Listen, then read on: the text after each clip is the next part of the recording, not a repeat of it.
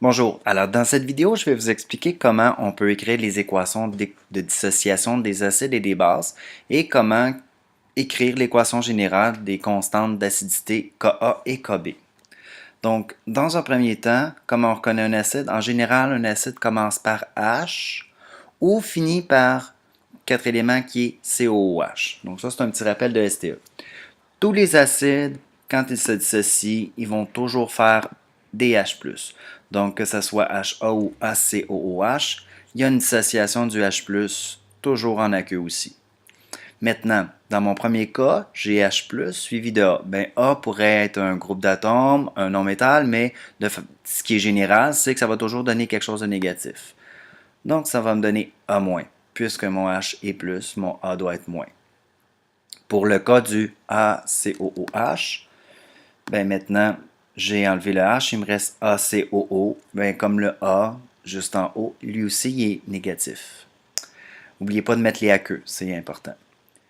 Maintenant, Ka, ce qu'il faut dire, c'est la même chose que Kc. C'est un Kc, le A, c'est juste pour dire que c'est un Kc pour un acide.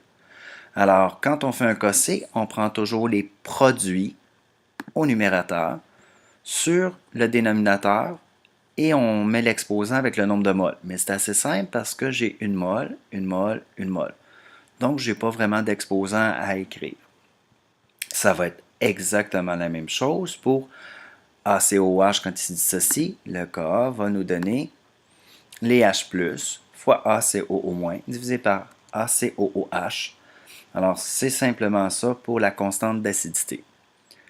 Dans le cas des bases, le principe est le même. Donc, on reconnaît généralement une base parce qu'on finit par OH. Un petit rappel de STE, le début devrait être NH4 ou un métal. Alors, toutes les bases, quand elles se dissocient, elles vont toujours produire des OH- en aqueux. Maintenant, si mon OH- s'est dissocié, il me reste le A, et le A va nécessairement être A+. Donc, même chose, mon Kb, c'est mes produits sur mes réactifs. Hyper important, la force d'un acide, c'est toujours proportionnel à la constante d'acidité. Ça veut dire que si vous voulez savoir si un acide est fort, pas nécessairement son niveau d'acidité qui est différent. Alors, quand on augmente K, on augmente la force d'un acide. Donc, dans les questions, quand on va vous demander la force d'un acide, il faudra calculer Ka. Alors voilà pour les équations de dissociation.